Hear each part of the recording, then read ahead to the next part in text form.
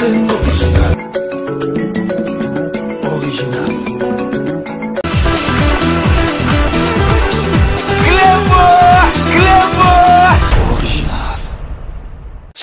et bienvenue sur cluboriginal.com. Merci de votre fidélité. 5 minutes avec César Ngadi. Tout le monde est d'accord et il en restera ainsi pendant longtemps. 5 minutes, il y a Lelo, Tokolobela, Lisusu, pandémie Oyo, il y a coronavirus, maladie Oyo. Ezali ko panzana na mokili mobimba parce que balobaki o non na ba pays chaud donc Afrique virus ango ezo résister te et kokufa jamais et kokomaka na bamboka na biso mais avec kokamwa na mawa na passe na motema et komiti na mboka na biso biso a vraiment tolobela bino vérité tolingaki jamais bino bandeko na biso Afrique bozo yango parce que bozo gérer déjà ba passe oyo bozara nango pona ko lia pona ko sala na ba état de santé makambo ya santé za la bien te malade mususu yeli biso et côté libino kuna tozaki na bebola ezalaki nango kaka na ba est kuna mais oyo koti na capitale ya on tozali kolobake maladi oyo nzambe motu alakisi biso ke azali mais ye moko pe nzambe ayokela bandeko na biso Afrique en particulier RDC na biso mawa parce que bako koka makambo oyote donc tolingi tobeta sete boye bake décision oyo président de la République na biso Fachi Beton azu yango ezali ba président nyo surtout bazali kozwa yango po na peuple na bango mais tomoni ke Congolais azali ko lela kino azali ko lela parce que boyebi ke ndengi toyebi wana tokoki ko boya ngote kinois congolais asalaka provision lisusu te ezali congolais azokolia donc papa bimi na pokwa ye na sachet donc po bana balia famille balia donc provision esala masusu te parce que mbongo ezali ndenge ya kala ezalaki te tozali ko comprendre mais boyebake maladie wana ezokota eza neti donc pays koti na guerre ya masasi te mais guerre à santé sikoyo na présent azwa mitindo oyo azwaki te na azwa yango eloko nini elingi osala bato mosusu lelo bazali kocritiquer soki siko président de la République azwaka mitindo oyo azwaki te mais balingi kocritiquer lisusu ye moto akotisi malade wana ye moto abandaki po voyager mingi ye malade wana oui surtout taliye c'est lui ye nde moto atamboli tro biso bakongolais peut-être loyo ya nzala totamboli wapi atamboli na cortège ye na virus ekotisi na Congo ale apesi biso pénition lelo soki malade wana epanzani ndenge bato bazali kokufa siko soki président alobaka makambo azwi yango te badécision azwi te omoni bato bazokritike bango kritike lisusu président azwi badécision oyo ifale azwa sikoyo totala ndenge ekokende parce que akoki kosala autrement te bozomonaka président elobaki ke akolandela makambo yango à la lettre yango nazolandela makambo à la lettre bozomona ba réunion azali kosala donc na lakisa bino réunion oyo asuka salaki abengi deux chambres oyo ya biso Sénat abengi na parlement abengi na docteur boyebi ke docteur oyo asisaki Ebola azwaki ba vaccin to asisa Ebola muyemba azalaki wana po ye azali numéro 1 oyo akokipe makambo parce que azana expérience makambo oyo ya ono mona ke donc ba frontière entre Kisasa na ba province il faut ekangama parce que maladie wana ewiti libanda ezokota na mboka na biso na bato bautaki libanda ba France ba Europe ba États-Unis mutu ba memi mais bato siko bazana Kisasa nde bakota na ba province te po ba mema yango no bomoni ki pour l'instant ezali nanu na katika ya Kisasa nazalo ko lakisa bino botala bino mona ba image réunion oyo suka président de la République asalaki po nako yeba kaka ya kozwa ba décision po nako sisa maladie oyo ko combattre pandémie oyo ya corona virus. Il a promis un suivi permanent de la riposte contre la pandémie du Covid-19 et il ne lésine pas ses moyens pour ce faire. Le président de la République pourrait dès ce mardi annoncer des mesures plus drastiques pour freiner à grands coups la propagation rapide du coronavirus dans le pays. Au cours d'une séance de travail de près de 3 heures ce lundi, l'équipe de riposte, les membres du Task Force et le chef de l'État ont réfléchi autour de la nouvelle ligne à donner à la lutte contre cette maladie. Bon, la situation d'une façon générale que nous avons connue, c'est que le virus a été introduit dans notre pays par l'intermédiaire des visiteurs. Donc ceux qui ont voyagé dans les pays infectés, surtout d'Europe et d'Amérique, ont amené donc le virus ici. Et maintenant nous faisons face à une circulation locale, donc autochtone. C'est-à-dire le virus va donc maintenant s'installer progressivement à Kinshasa d'abord et sans doute ça va aller également dans les provinces. Donc notre rôle maintenant c'est d'éviter, de freiner la propagation du virus, d'abord à Kinshasa et surtout que ce virus ne quitte pas Kinshasa pour aller, n'est-ce pas, dans les provinces. Il faut à tout prix éviter que Kinshasa n'exporte encore plus le virus dans d'autres provinces. Cet argument n'exclut pas un possible isolement de la capitale et seul le président de la République peut prendre une telle décision, a précisé le docteur Muyembe. On a abordé ces problèmes, mais ça reste encore, n'est-ce pas, à la discrétion du président de la République. Nous devons beaucoup réfléchir, il y a beaucoup de facteurs que nous devons analyser. C'est entre les mains, n'est-ce pas, du président de la République. La très préoccupante situation du Covid-19 était également au cœur de discussions de la réunion interministérielle présidée plus tôt par le chef de l'État. Rencontre à laquelle ont pris part les membres du bureau du Sénat et de l'Assemblée nationale ainsi que le Premier ministre qui représentait le gouvernement. Toutes ces institutions ont partagé les informations à disposition ainsi que les propositions de mesures supplémentaires à prendre. Cette question de santé publique n'épargne personne, à chacun de prendre la mesure du danger et de respecter les mesures préventives communiquées. Donc, Binomo Boito Landa, donc présent Azali Mwana Mboka. Azali na soucineti biso na bino. Donc, eloko ezui Mwana Mboka ekosala e passe. Siko nazali ko senga na bino. Omoni coronavirus ezali ko ponate o muta IDPS, o muta pouvoir, o muta nini, o pauvre, o riche ezali ko ponate. Même muta fayulu pe akoki kozwango. Donc ils ont ponaté. Donc heure yango to sangana to sala bloc sima ya présent na biso to bundana nous to silisa makambu oyo ya coronavirus après makambu susu totala yango sima. To moni en France avant Macron zwa ba décision akutanaka na divers partis politiques. Batunyo surtout akutana les peines akutani na bamako akutana na batunyo surtout pour ba pesa e ba idée azota la teke bonabo ezali kambu ya France ezali neti biso kuna ezali kambu ya mboka na biso pour na santé et ko ponate ke o mutaboy o mutabonde tozoka ke bazolo baka ezali maladie ya bato poto ezali maladie ya batu ya mbongo ezali maladie ya baluba mais non vraiment ils ont pesa biso mawa na kamsu tozoyoka kaka ke nzambe kaka sunga. Parce que mon a pensa ba précaution au biso tozo na poto awa eza yango teke bazozo kuna na kisasa mais nzambe asala kama kasa sunga bango parce que ezali makampenza oyo tozali ko mona kuna bazo kozwango à la légère parce que boyebi Afrique ezaka Afrique mais vraiment bozwango au grand sérieux donc ezali eloko photo ça la bloc nasima.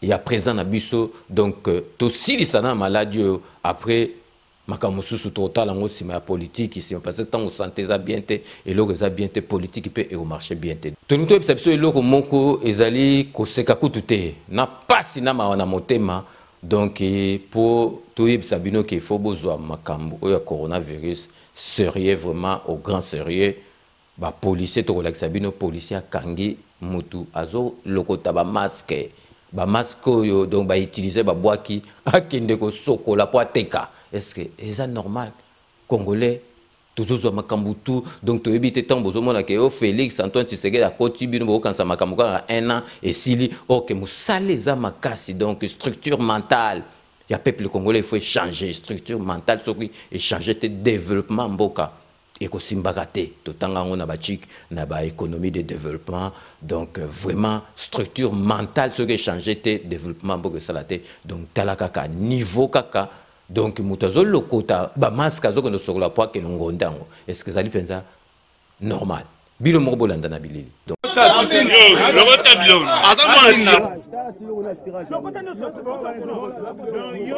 aux agents de sécurité, au Kanyen n'a pas sukola. Kanyen a sukola yango, c'est-à-dire qu'il y a la barbe wakosi. Ça va, tu es bien à Molière à Zoé. Tu es bien à Molière à Zoé. Ah, m'exprime ma paix. Bande Robino à Botala Maramba. Kangayo. Misuna Makila Chal. Oh yaya, lokotana no biloko na yo tana kati, ko to longwa wa. Ok, prison. C'est que prison félé.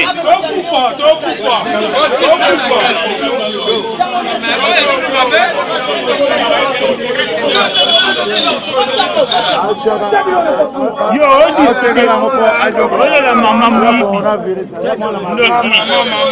Tokangi mutala osala propagation coronavirus. C'est là mon lien et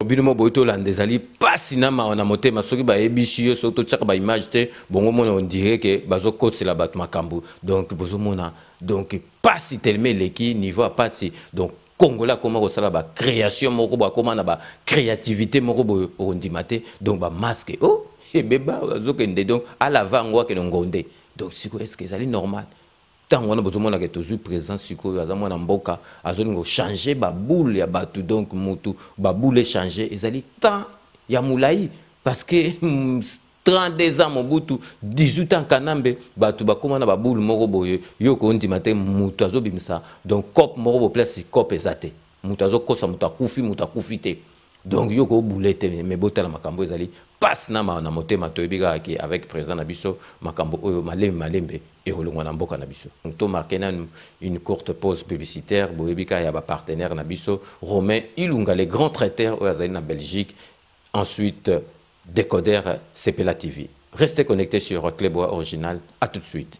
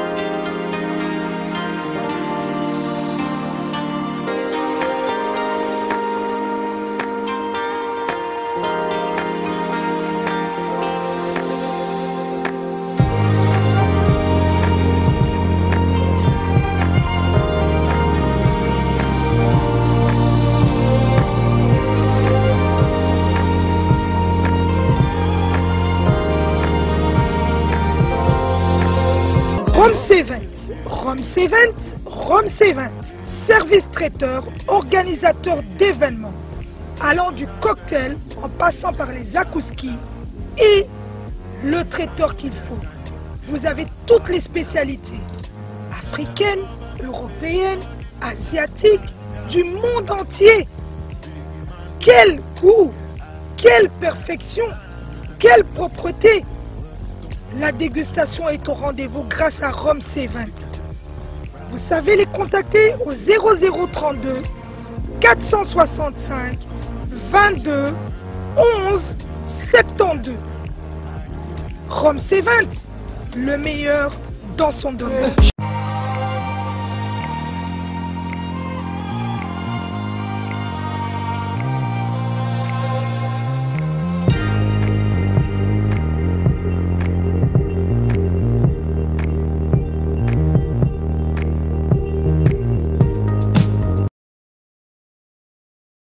Sepela TV et yena makambu ya sikali susu. O ba chaîne ya France eza na kati. Ba chaîne ya Congo eza na kati. Ba chaîne ya Londres eza na kati. O ngomona makambu ya politique ya sika. O parti AA eza na kati. O parti BB. O CFAIO eza na kati. Ya Sepela TV. Bouquet comme ya muke boye. O tina poche voyager na ngokeno partout lingi. Na bouquet na Sepela TV. Sepela TV. Mais ma biso n'engozo mais ma biso on a 4K machine ma daka Sepela TV. Bienvenue dans le monde de Sepela TV. Sepela TV est le décodeur qui vous permet de suivre les chaînes du Congo en direct de la diaspora. Donc merci Nabato Baeko rejoindre biso après spot publicitaire Oyo, donc bienvenue à vous. Boibi vraiment qui est partenaire na biso bazali mi balé, donc Sepela TV na le grand traiteur Romain Ilunga, donc vraiment ba nouvelle ezoya malamu parce que bato bazo vraiment satisfaction na bango par rapport à la publicité oyo tozali kocha. Donc coronavirus yango nde tozali kolobela awa tozali ko féliciter vraiment maman na biso mama Denise bomona acteur salaki parce que atalaki ndenge ni na ko aider population na ye alobi ke batu bazaro ke ba misala bazo ba train ba bus il faut acha ba désinfectant ba kabola yango na bopito ba kabola yango na ba transport en commun pour batu bazoka vraiment moyen ya kosokola ka maboko parce que maladie wana biso mutu to memaka yango yango tozali ko senga tolobela ki yango na 5 minutes elekaki sikoyo mama Olive wana azali soko na hôpital kuna azali acha yango na disposition.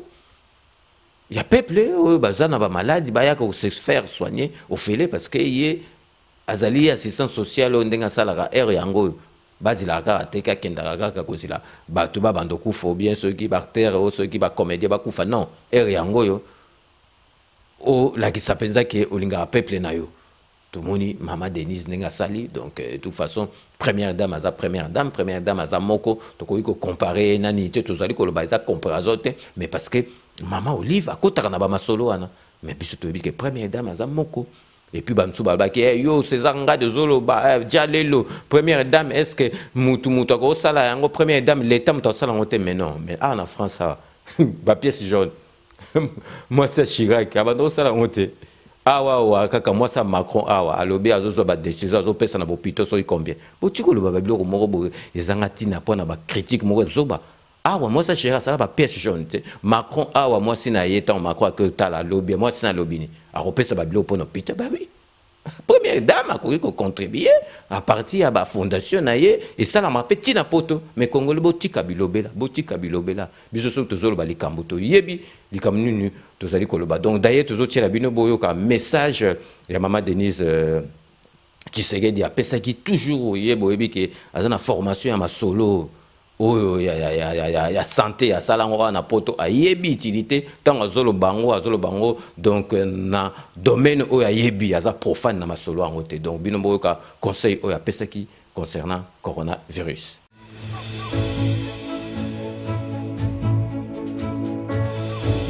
Congolaises et Congolais, chers frères et sœurs, je viens auprès de vous au travers de cette vidéo pour vous faire part des recommandations du ministère de la Santé et de l'Organisation mondiale de la santé relatives à la prévention contre le coronavirus. Il s'agit des gestes barrières à initier au quotidien, non seulement pour nous protéger, mais pour protéger les autres. Lavez-vous régulièrement les mains et avec du savon. Utilisez une solution hydroalcoolique. Évitez au maximum de toucher votre visage avec les mains potentiellement contaminées. Évitez les rassemblements de foule et de fréquenter des lieux publics où les interactions peuvent être fréquentes. Dans le doute que vous soyez vous-même porteur de virus, toussez et éternuez dans le pli de votre coude ou dans un mouchoir qui sera immédiatement jeté. Limitez au maximum les contacts en gardant une distance d'1 mètre environ entre soi et les autres, et surtout avec une personne qui tousse ou qui éternue. Arrêtez de faire la bise ou de serrer les mains. Je compte sur vous tous, pour sensibiliser les personnes autour de vous afin de suivre scrupuleusement ces recommandations. Chers papas, chères mamans, chers jeunes, respectons scrupuleusement ces recommandations des autorités sanitaires. En le faisant, nous nous protégeons et nous protégeons les personnes autour de nous. Soyons responsables. Ensemble, nous sommes une communauté forte. Ensemble, nous viendrons à bout du coronavirus. Que Dieu nous garde et qu'il bénisse la République démocratique du Congo.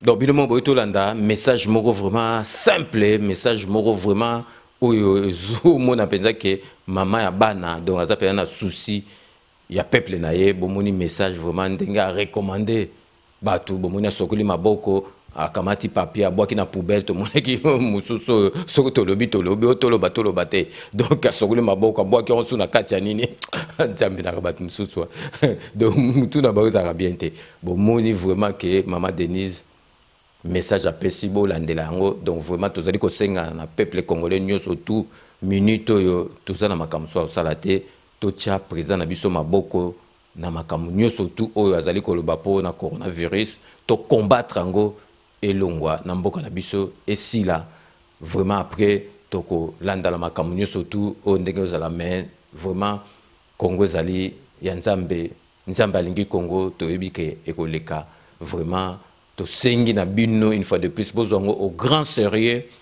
botia maboko tozala biso tout na lisanga moko pour te combattre maladie oyo witi musika ti ezali ko panza na mukili mobimba mais ceux qui toza na discipline ndenge président de la République donc a sengi na biso donc na kanisi ekoleka tozongo vraiment au grand sérieux donc to komi na suka ya émission na biso ya lelo auto beteki c'était kaka na makamba coronavirus donc degena lobaka ke je vous laisse le soin d'en tirer vos conclusions et de me faire parvenir vos commentaires comme d'ailleurs vous en avez l'habitude de faire. Donc je reste toujours friand de vos commentaires, de vos suggestions, observations, même critiques, donc n'hésitez pas à me les faire parvenir directement sur notre compte YouTube ainsi que sur notre site cleboaoriginal.com. Bobikaso na komi na suka na pesaka mbote donc na base les allez éparpillés partout dans le monde.